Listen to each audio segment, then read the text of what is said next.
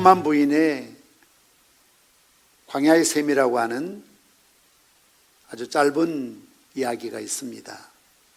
어느 날 가프만 부인이 아주 주의 깊게 누에고치에서 번데기가 변하고 나방이 되는 장면을 관찰하기 시작을 했습니다.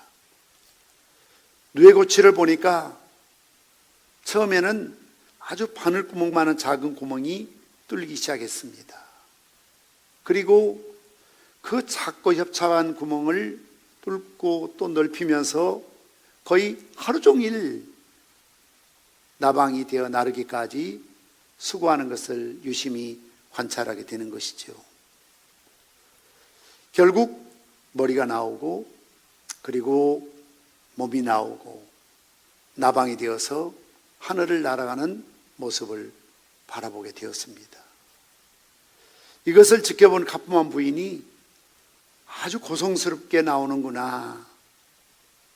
어떻게 그 작은 구멍을 뚫고 나온다고 그렇게 하루 종일 힘을 쏟고 고생하는지 정말 안타까운 마음이 들어서 다른 누에고치들이 뚫고 나오려고 움직이는 것을 가져다가 가위로 다치지 않도록 조심스럽게 오려주었습니다. 그랬더니 고생하지 않고 그 안에 나방이 밖으로 나오는 것입니다. 처음에 이것을 지켜본 가프만 부인이 이런 생각을 했답니다. 내가 하나님보다 사랑이 더 많구나. 내가 하나님보다 더 자비가 크구나. 왜 하나님은 저렇게 힘들게 나오도록 만드셨을까? 내가 고생하지 않고 나오도록 도와줬으니까 내 사랑이 하나님 사랑보다, 내 자비가 하나님 자비보다 크구나. 내가 더 훌륭하지라고 이야기를 했답니다. 그리고 정말 뿌듯한 마음으로 빙그레 웃으면서 만족감을 갖기도 했습니다. 그러나 중요한 것은 그렇게 나온 나방이 그 자리에서 맴돌고 맴돌다가 결국 나르지 못하고 죽어버리는 것입니다. 자기가 베푼 자비가 결국 번데기를 시체로 만든 것을 깨닫고, 내가 도와주는 것이 아니고, 내가 사랑하는 것이 아니고, 내가 자비를 베푼 것이 아니고 오히려 내가 그들을 죽이고 말았구나. 그리고 연구해 보았더니 그 나방이 작은 구멍을 뚫고 나오면서 몸부림칠 때 그 번데기 안에 있었던 영양이 날개로 가게 되고요. 그리고 계속해서 날개짓을 하면서 밖으로 나오려고 몸부림치는 이런 것들이 결국 날개에 힘을 갖게 만들고요. 비대했던 몸에 있는 영양분이 골고루 흩어지고 날개로 가서 결국 날아갈 수 있도록 하나님이 세밀하게 계획하여 놓으신 이런 질서를 자기가 이해하지 못하고 자기가 어리석은 감상적인 방법을 갖고 접근했더니 결국 살리는 것이 아니고 나방을 죽이고 말았다는 그런 이야기를 쓰면서 자신의 잘못된 태도에 대해서 반성을 하고 있습니다. 때로 우리에게도 가혹하리만큼 깜짝 놀랄 만큼 어려운 일들이 우리 인생에 주어집니다. 그러나 그런 고난, 그런 슬픔, 그런 광야 같은 아픔 속에서 하나님의 신비하고 오묘한 축복이 고난의 보자기에 감춰져 있다는 사실이죠. 오늘 본문의 말씀을 보시면 하나님 우리를 세중의 왕인 독수리로 정의하고 계십니다. 출애굽기 19장 4절 말씀 우리 한번 같이 읽겠습니다. 내가 애굽 사람에게 어떻게 행하였음과 내가 어떻게 독수리 날개로 너희를 업어 내게로 인도하였음을 너희가 보았느니라. 하나님께서 이스라엘 백성들을 40년 동안 인도하시고 보호해 주시고 훈련시키는 과정을 독수리가 마치 새끼를 돌보고 양육하고 훈련시키는 모습에 비유하고 있습니다. 큰 독수리는 보통 길이가 1m 정도 된다고 하지요. 날개를 쫙 펴면 3m가 되는 대형 새들도 있습니다. 세찬 날개로 최고 높이 5,000m까지 올라갈 수 있다고 합니다. 시속 200km로 난다고 하니까 얼마나 빨리 나는지 모릅니다. 그래서 독수리는 새 중의 왕이라고 불려집니다. 독수리는 다른 새와 다르게 가장 빠르게, 가장 높이, 가장 강한 새임에 틀림이 없습니다. 폭풍우가 몰아치면 일반 새들은 날개를 접고 나뭇가지에 앉아서 꼼짝을 못하는 것이죠. 그러나 독수리는 오히려 폭풍우를 향해서 힘차게 날아 올라갑니다. 바람이 거세면 거셀수록, 강하면 강할수록 더 높이 올라서 모든 세상을 유유하게 내다보며 날아가고 있는 것이지요. 그래서 미국의 설립자들은 미국의 국조로 독수리를 정했습니다. 미국을 상징하는 흰머리 독수리는 수리과에 속하는 대형 최상위 맹금류로 유일하게 북아메리카에 서식하는 독수리라고 합니다. 1782년에 미국의 국조로 정한 새가 바로 미국을 상징하는 독수리입니다. 이러한 독수리는 자기 새끼에 대한 사랑이 유별난다고 합니다. 그래서 애굽 사람들은 독수리를 모성의 상징으로 숭배하기까지 했다는 그런 기록이 있습니다. 신명기 32장 11절 12절에도 이렇게 기록되고 있습니다. 마치 독수리가 자기의 보금자리를 어지럽게 하며 자기 새끼 위에 너불거리며 그의 날개를 펴서 새끼를 받으며 그의 날개 위에 그것을 엎는 것 같이 여호와께서 홀로 그를 인도하셨고 그와 함께한 다른 신이 없었도다라고 말씀하고 있습니다. 독수리는 아주 높은 곳에 집을 틉니다. 사람들이 근접하지 못한 높은 바위 위에다가 독수리의 집을 만드는 것이지요. 집의 크기가 때로는 1m, 무게가 2톤이나 되는 그런 엄청난 큰 집을 만든다고 합니다. 그리고 그 안에는 털이나 부드러운 천으로 푹신하게 만들고 알을 낳고 새끼를 거기서 까게 되는 것입니다. 갓 태어난 새끼들은 폭신폭신한 마치 침대 위와 같은 그런 곳에서 생활하기 시작합니다.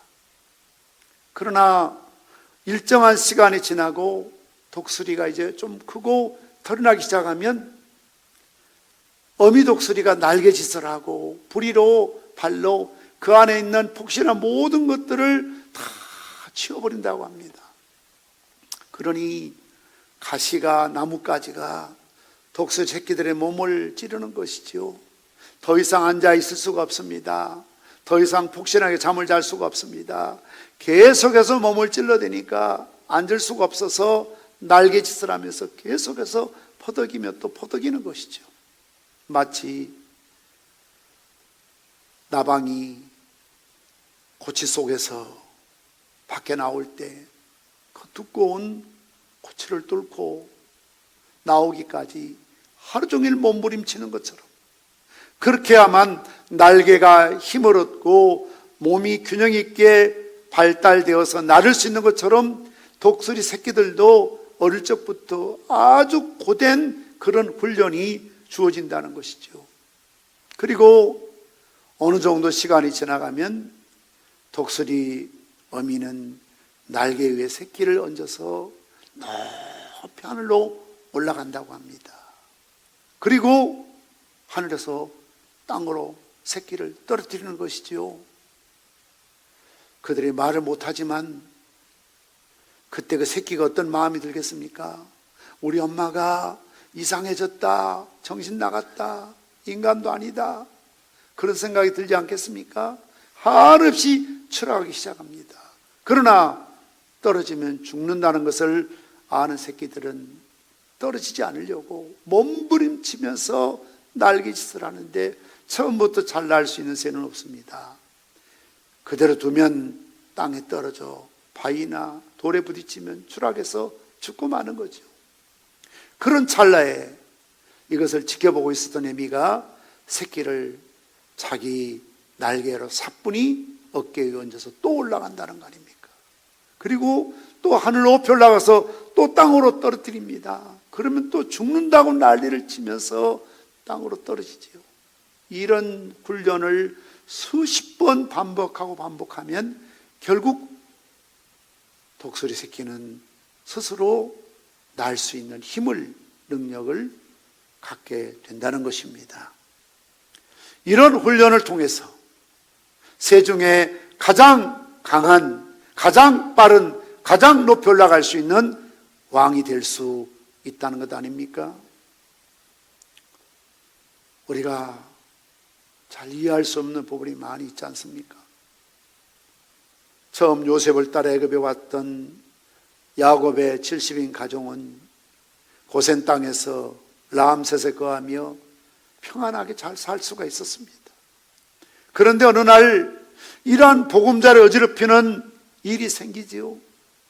요셉을 알지 못하는 바로가 등극하게 되고 결국 히브리인들을 두려워하고 무서웠던 그들이 노역을 시키면서 결국 아들을 낳으면 나일강에 던져 넣는 이런 가혹한 시련이 주어지고 있는 것을 볼 수가 있습니다.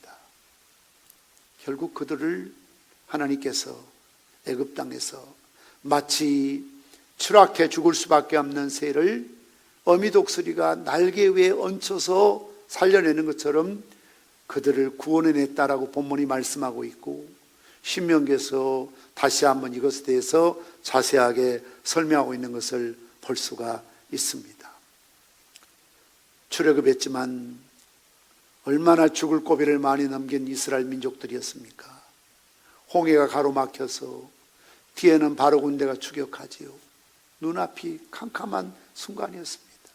그때도 하나님은 마치 독수리 어미가 새끼를 안아내는 것처럼 홍해에서 그들을 구원해내셨던 것을 볼 수가 있습니다. 뜨거운 떼약빛이 내리쪼이는 사흘길의 광야길, 마라의 쓴물밖에 주어지지 않았지만 단물로 만들고 엘림에 도착하게 하셔서 그들에게 참된 안식과 쉼을 허락해 주셨던 것을 보게 됩니다. 40년 동안 한 번도 경험하지 못했던 광야 생활, 하나님께서는 구름 기둥으로 물기둥으로 만나로 메추라기로 반석을 깨뜨려서 그들에게 마실 물을 허락해 주셨던 것을 볼 수가 있습니다. 벽돌 나른 일밖에 하지 않았던 그들이지만 아멜렉의 최정의 전투와 부대와 전쟁을 치러서 이기게 하신 분도 하나님이셨던 것을 볼 수가 있습니다. 하나님께서는 그들을 마치 독수리, 어미 독수리가 새끼를 건져내는 것처럼 날개 위에 얹어서 구원해내는 것처럼 그들을 구원해 내셨습니다. 왜냐하면 그들 스스로는 생존할 수 있는 방법도 수단도 환경도 조건도 전혀 되지 않아서 사람이 떡으로만 사는 것이 아니요 여호와 입에서 나오는 말씀으로 산다는 것을 직접 체험했던 40년의 세월이었던 것을 볼 수가 있습니다. 두 번째로 하나님께서는 왜 이렇게 마치 어미 독수리가 새끼를 강하게 훈련하는 것처럼 훈련시킬까요? 그 목적이 무엇입니까? 고생을 위한 고생이었겠습니까? 고난을 위한 고난이었겠습니까? 그렇지 않습니다.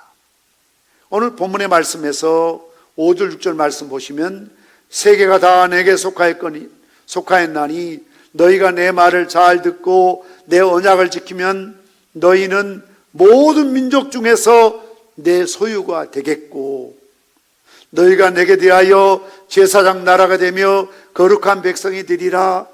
너는 이 말을 이스라엘 자손에게 전할지니라. 강력한 고난도의 훈련을 시키신 목적은 모든 민족 중에서 하나님의 가장 멋지고 강한 소유로 삼으시려고, 제사장 나라가 되게 하며 거룩한 백성이 되게 하기 위해서 하나님께서 강도 높은, 마치 독수리가 그 날개를 가지고 새끼를 훈련하는 것처럼 그렇게 훈련하셨다라고 말씀하고 있습니다. 새 중에 가장 왕으로 키우기 위해서 엄격한 훈련을 시켰다는 것이죠. 사랑하는 성도 여러분, 오늘도 여러분이 처해 있는 환경이 어떤 환경입니까? 현재 상태가 어렵습니까? 고통스럽습니까? 아픕니까? 제가 어떤 뉴스를 보니까 코로나19보다 더 괴로운 것은 외로움이라는 그런 타이틀의 기사가 떴습니다. 시골에 계신 할머니들이 혼자 계시는데 그동안에는 노인정에서, 복지센터에서, 또 동네 사람들과 어울려서 밥도 같이 먹고 잠도 같이 자고 TV도 같이 보고, 봄이면 같이 놀러도 다니고, 비록 자식들은 멀리 나가 있지만 이웃사촌처럼 형제처럼 다정하게 지냈던 그분들이 코로나19로 인해서 일체의 시설이 다 폐지되고 가지도 말라 오지도 말라 집에만 있으라고 하니까 TV 보는 것도 하루고 한두 시간이지, 자식들도 올 수가 없고 자식 집에 갈 수도 없고 이웃집에 갈 수도 없고 이웃 사람이 오는 것도 부담스러우니 코로나19보다 더 두려운 것은 외로움이다 그랬습니다. 너무 외로워서 힘들다는 것입니다. 서럽다는 것입니다. 우리가 영적으로도 저와 여러분들이 느끼는 요즘에 공통된 감정은 무엇입니까? 교회 와서 예배 드리는 것이, 함께 모이는 것이 이렇게 소중하고 귀하고 아름다운 일이었던 것을 뼈저리게 느끼는 것이죠. 그러면서 코로나19가 주는 파급적인 효과는 무서우리만큼 피부에 와닿습니다. 유럽의 많은 지도자들이 2차 세계대전 후에 이런 어려움이 없었다, 심지어 전시다, 전쟁이다 그랬습니다. 요즘 매일 미국에 있는 저희 딸하고 통화하는데 제 딸이 그래요. 아빠, 미국이란 나라 참 무서운 나라예요. 사재기를 해서 마트에 가도 살 게 없어요. 마스크도 구입할 수가 없어요. 6월 달에 출산해야 되는데 뭐 기저귀 사러 가니까 없다는 거예요. 그래서 제가 붙이려고 준비했더니 2달 걸린다고 그래요. 포기했는데 빨리 붙여야 될 것 같아요. 그러니 이건 무슨 전쟁보다 더 무서운 시대가 되어버렸습니다. 경제는 곤두박질하고 있습니다. 자영업자들은 이제 문을 닫지 않으면 생존할 수 없다, 아우성입니다. 그러니 정말 피부에 와닿도록 너무나 힘들고 어렵고 외롭고 그런 힘든 어두운 터널을 우리는 지금 통과하고 있지 않습니까? 그러나 저는 이것이 어찌 우연이겠는가? 우리 예수 믿는 사람들이 하나님 앞에서 자신을 돌이키며 회개하며 영적으로 거품을 제거하고 좀 내실을 다지고 더 근면하고 정말 하나님 품으로 파고드는 그런 기회를 만들어서 뭔가 영적으로 더 부요한, 하나님을 더 가까이 하는 그런 기회로 삼아야 된다. 마치 모세가 40년 동안 미디안 광야에서 하나님과의 기쁜 영적인 교제를 통해서 하나님의 위대한 사람으로 거듭날 수 있었던 것처럼 성경 말씀 보면 하나님이 쓰시고자 했던 사람들은 모두가 더 힘든 연단과 고난과 광야의 훈련을 거쳤던 것을 보게 됩니다. 아브라함도 야곱도 요셉도 모세도 훈련받았습니다. 다윗도 사도 바울도 고된 훈련을 받았습니다. 장교는 사병들과는 비교할 수 없는 훨씬 더 길고 훨씬 더 어려운 고난이도의 훈련을 받습니다. 왜냐하면 그래야만 훌륭한 리더가 될 수 있기 때문에 그렇습니다. 며칠 전에 어느 분이 보내준 영상을 여러분이 보신 분도 계시겠지만 우리 이 시간 다 함께 보시겠습니다. 트럼프 미국 대통령이 국가 비상사태를 선포한 이후 위기감이 고조되면서 미국 전역에서 생필품 사재기가 극심해지고 있습니다. 트럼프 대통령은 15일 이러한 현상에 대해 미 국민들에게 진정하라, 긴장을 풀라, 너무 많이 살 필요 없다라며 생필품 사재기 자제를 당부했습니다. 트럼프 대통령은 미 국민이 보통 사는 것에 3배에서 5배의 물품을 구매하고 있다면서 누구도 생필품을 비축할 필요는 없다라며 우리는 잘하고 있다, 다 지나갈 것이라고 말했습니다. 그러면서 트럼프 대통령은 이날 유통업계 최고 경영자들과의 전화회의를 통해 미국인들이 불안하지 않도록 마트 진열대에 생필품이 쌓여있을 수 있게 신경 써달라고 요청했습니다. 미국 최대 유통기업인 월마트는 미국의 사재기로 인해 재고가 빠르게 소진되면서 24시간 운영에서 오전 6시부터 오후 11시까지 단축 운영하기로 했습니다. 다코나 스미스 월마트 부사장은 전례 없던 상황이 벌어지고 있다면서 영업시간 단축을 통해서 부족한 상품을 확보할 수 있을 것이라고 말했습니다. 한국인들은 이와 똑같은 위기를 미국보다 조금 먼저 겪으면서도 사재기는 볼 수 없었지만 미국인들은 이러한 전례 없던 상황에 많이 당황해하는 모습입니다. 그러는 와중에 미국 뉴스에 소개된 한국발 영상 하나가 미국인들을 부끄럽게 만들고 있습니다. 이 영상에는 위기 상황에 맞서 활을 걷어붙이고 돕기에 나선 한국인들의 모습이 담겨 있습니다. 이에 외국 네티즌들이 놀라운 반응을 보이고 있는 상황입니다. 이 영상은 미국 ABC 뉴스가 지난 14일 유튜브에 자가격리된 사람들에게 음식물 박스를 배달하는 한국인 자원봉사자들이라는 제목으로 올린 영상으로 경기도 자원봉사센터가 지역 내에 있는 자가격리자 집에 음식을 배달하는 모습을 찍은 것입니다. 영상 내용에는 청소년 자원봉사자들이 마스크를 쓰고 묵묵히 음식들을 분리해서 박스에 넣고 자가격리하고 있는 분들의 집까지 배달하는 모습이 담겨져 있습니다. 최대한 조심스럽게 전달하는 모습으로 격리자와의 대면 접촉을 피하는 동시에 자가격리된 분들의 존재를 이웃들에게 알리지 않기 위한 배려심이 영상에 고스란히 담겼습니다. 박스에는 약 82달러 정도의 음식이 담겨 있으며 사골곰탕, 포도주스, 삼계탕, 라면 등과 같은 일회용 먹거리인 인스턴트 음식들뿐만 아니라 사과와 배, 고구마, 홍삼, 서리태 등 지역 특산품이 들어있었습니다. 1,500개에서 2,000개의 박스가 경기도에, 대구 지역에는 15,000개의 박스를 자원봉사자들이 배달한다고 전하며 비용은 경기도가 부담한다고 전했습니다. 이를 본 외국의 네티즌들은 뜨거운 반응을 보이고 있습니다. 우리와 이들의 차이점은 이들이 서로를 돕고 있는 동안 우리는 화장지를 두고 싸우고 있었던 것이라는 반성의 댓글과 함께 한국은 항상 위대한 국민들과 국가를 가지고 있어 왔다. 이게 바로 우리 미국이 배워야 할 점이죠. 라는 댓글들이 있었습니다. 또한 이런 사람들이 있다니 정말 놀랍네요. 우리 미국인들은 한국인들로부터 배워야 합니다. 이건 정말 전 세계적으로 기준이 되어야 할 수준의 세심합니다. 다른 나라도 이 정도만 했으면 좋겠다. 내가 한국인이었으면 좋겠다. 위기에 대처하는 한국인의 모습에서 우리도 배워야 한다라는 댓글도 있었습니다. 마지막으로 이 영상을 보니 내 가슴이 뭉클하고 눈에 눈물이 난다. 최고의 인간적 친절함이라는 댓글과 함께 한국은 역사적으로 국난을 극복하기 위해 뭉쳤던 나라다. 위대한 기술과 친절한 마음씨를 가진 머리 좋은 민족이라는 댓글도 눈에 띄었습니다.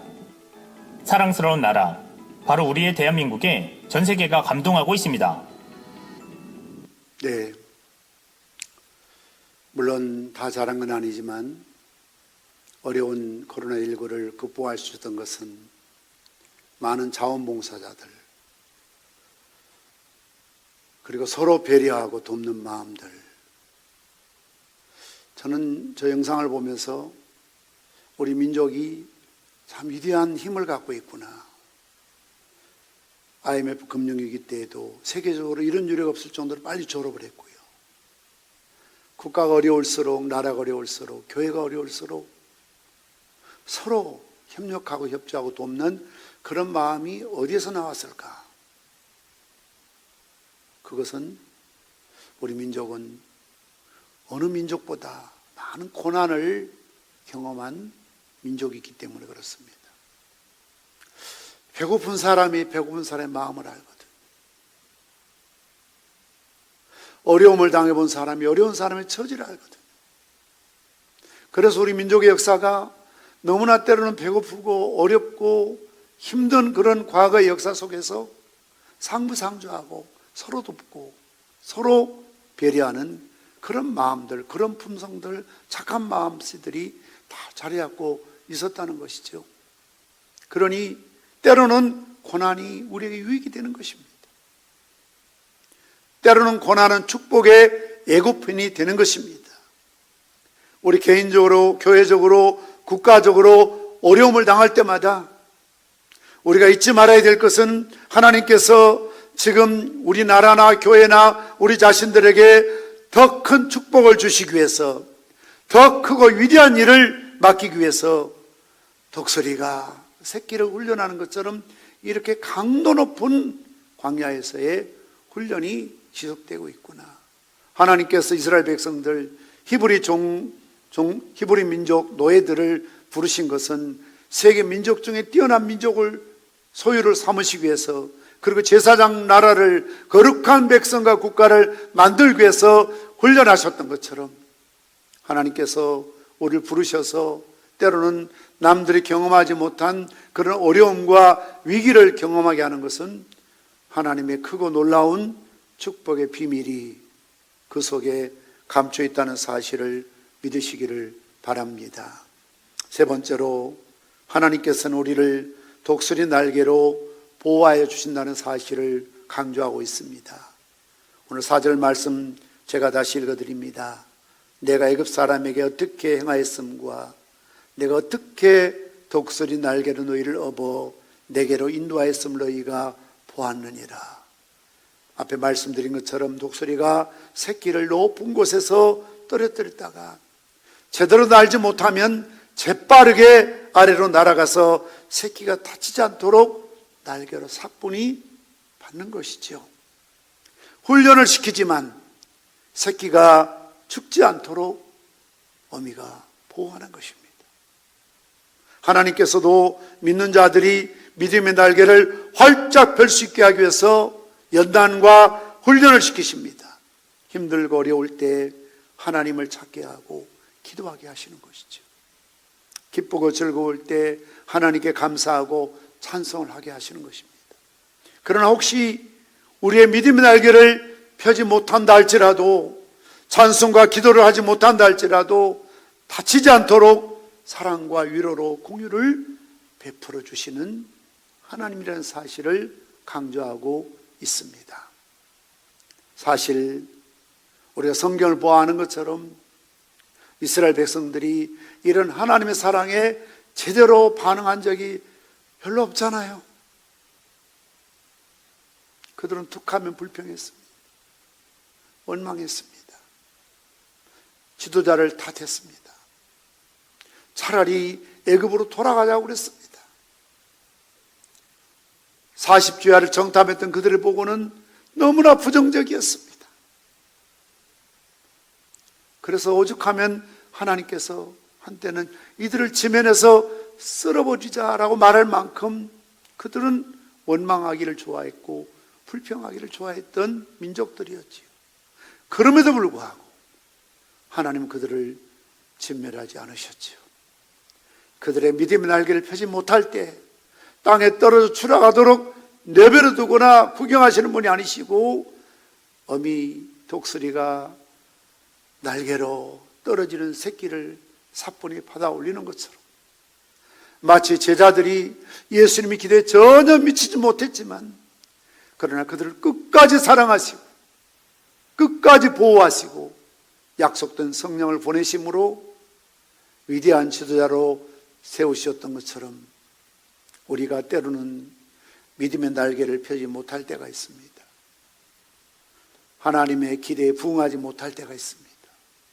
그럼에도 불구하고 우리가 땅에 떨어져 죽지 않도록 하나님께서는 독수리 날개로 너희를 업어서 내게로 인도해 냈다라고 말씀하고 있습니다. 너희가 그것을 보았지 않느냐라고. 내가 어떻게 독수리 날개로 너희를 업어 내게로 인도하였음을 너희가 보았지 않느냐라고. 너희의 과거를 돌아보고 너희 조상들의 행적을 너희들이 본다면 추락할 수밖에 없는, 땅에 떨어져 진멸할 수밖에 없는 그들이었지만 하나님은 결코 포기하지 않으시고 그들을 다시 붙들어 일으켜 세우셨던 것을 볼 수가 있습니다. 시편 37편 24절 말씀처럼 그는 넘어지나 아주 엎드려지지 아니함은 여호와께서 그의 손으로 붙드심이로다. 넘어져서 엎드러지면 무릎 꿇고 코가 다쳐 상할 수밖에 없지만 바로 그 순간 하나님이 그 손으로 붙드셔서 넘어지지 않도록, 실족하지 않도록 구원을 베풀어 주신다는 것이죠. 이사야 31장 5절 말씀처럼 새가 날개치며 그 새끼를 보호함 같이 나 여호와, 나 만군의 여호와가 예루살렘을 보호할 것이라. 그것을 호위하며 건지며 뛰어넘어 구원하리라 하셨느니라. 새가 날개치며 추락에 떨어지는 새끼를 보호함 같이 나 만군의 여호와가 하나님의 나라를, 교회를 끝까지 보호해 주시겠다라고 약속하고 있습니다. 시편 121편 7절 말씀처럼 여호와께서 너를 지켜 모든 환난을 면하게 하시며 또 내 영혼을 지키시리로다. 여호와께서 너의 출입을 지금부터 영원까지 지키시리로다. 그러니 하나님의 백성은 환난이 있으나 고난이 있으나 눈물이나 외로움이 있을 수 있으시지만 결코 망하지 않게 될 줄 믿으시기를 바랍니다. 제가 가장 좋아하는 말씀 이사야 41장 10절 말씀에서도 두려워하지 말라, 내가 너와 함께함이라. 놀라지 말라, 나는 내 하나님이 됨이라. 내가 너를 굳세게 하리라. 참으로 너를 도와주리라. 참으로 나의 의로운 오른손으로 너를 붙들리라. 하나님께서 함께 하시겠다고, 놀라지 말라고, 두려워하지 말라고, 하나님께서 도와주시겠다라고, 붙들어 주시겠다라고, 책임지시겠다라고 말씀하셨습니다. 사랑하는 성도 여러분, 똑같은 광야길이고 똑같은 고난이고 똑같이 어렵지만 이러한 하나님의 사랑과 섭리를 깨닫고 믿는 사람들은 그 모든 시련과 역경을 통해서 더 강해지고 더 성공하고 더 축복에 이르게 됩니다. 여러분들에게 주어진 모든 고난과 역경은 여러분을 실현하고 단련시키셔서 더욱더 강하고 정금 같은 인격과 성공적인 삶을 위해서 하나님께서 베푸시는 또 하나의 기회요 은혜임을 믿으시기를 바랍니다. 말씀을 맺으려고 합니다. 며칠 전에 우리에게 신병용 집사님께서 보내준 그런 메시지 가운데 참 이때 마음에 와닿는 말씀이 있어 소개하려고 합니다. 제목은 사랑은 없는 것이 아니라 못 보는 것입니다라는 것이고요. 그 내용 가운데 미국의 수잔 앤더슨이라는 여인이 어느 날 눈 수술을 받다 그만 실명하고 말았습니다. 앞을 볼 수가 없지요. 그래서 남편은 아내의 직장 출퇴근을 도와주었습니다. 그런데 며칠 지난 후 남편이 이렇게 말합니다. 여보, 계속 이럴 수 없으니 내일부터는 혼자 출퇴근해봐. 이 말에 남편에 대한 배신감을 느꼈습니다. 자존심이 상했습니다. 아니, 어떻게 이럴 수가 있지? 내가 버스를 타고 지하철을 타고 다녀야 되는데 나 혼자 어떻게 그 길을 갈 수가 있어? 자신감이 없었지만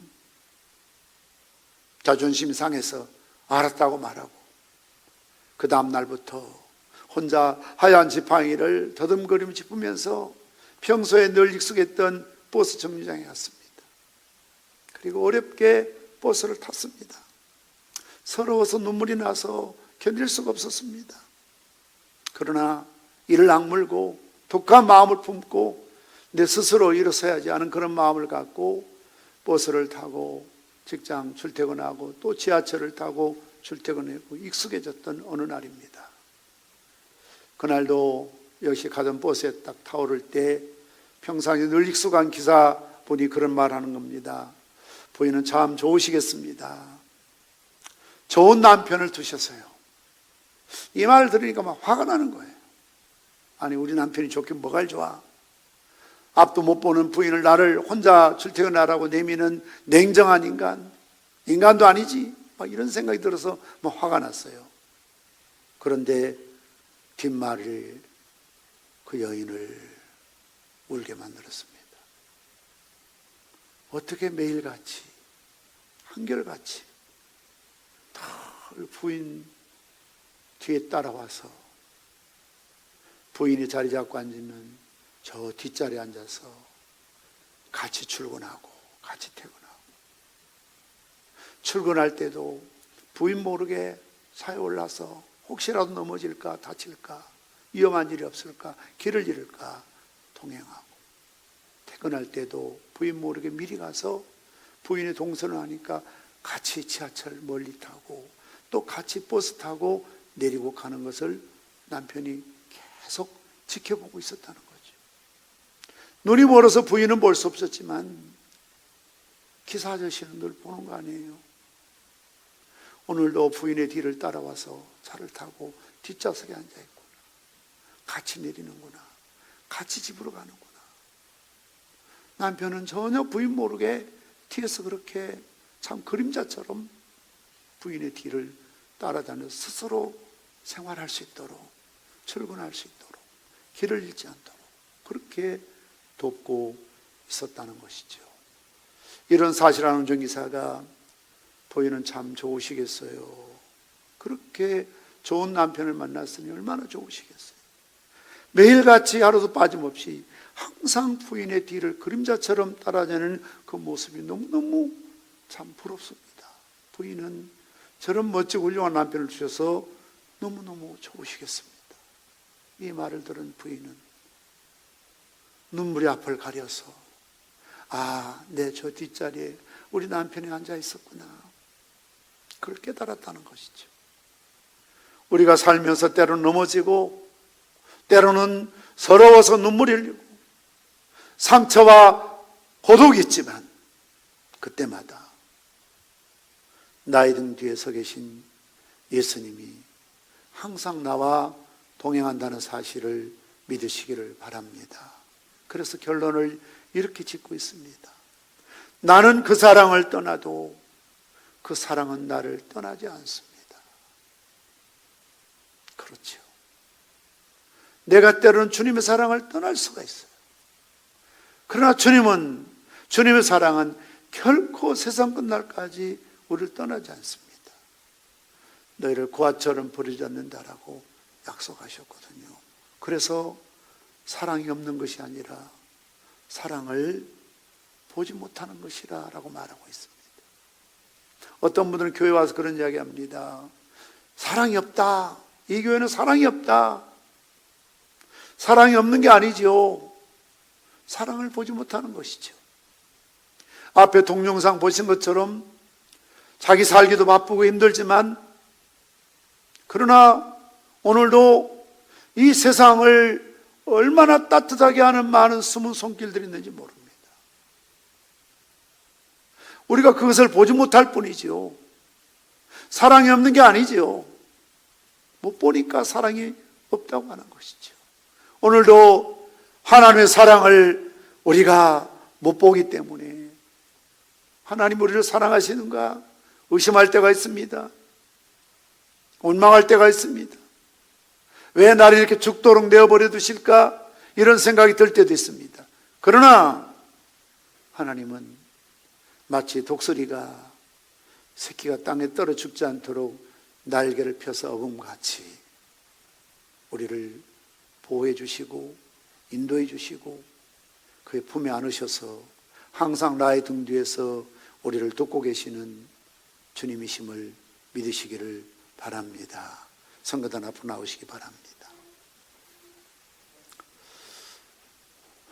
때로는 누에 고치에서 나오는 번데기처럼 나방이 되는 과정이 죽을 만큼 힘들 수도 있겠지요. 그러나 그런 고난의 좁은 통로를 통해서 날개에 힘을 얻을 수가 있습니다. 온몸에 영양이 공급되어서 하늘을 날 수 있는 것이죠. 하나님은 우리를 참새가 아니라 비둘기가 아니라 새중의 왕 독수리라고 말씀하고 있습니다. 우리를 고되게 훈련시킨 목적은 하나님 위대한 백성으로 만들어 가시는 과정인 것이죠. 하나님께서 우리를 독수리처럼 강하게 훈련하시지만 죽도록 내버려 두시는 분이 아니십니다.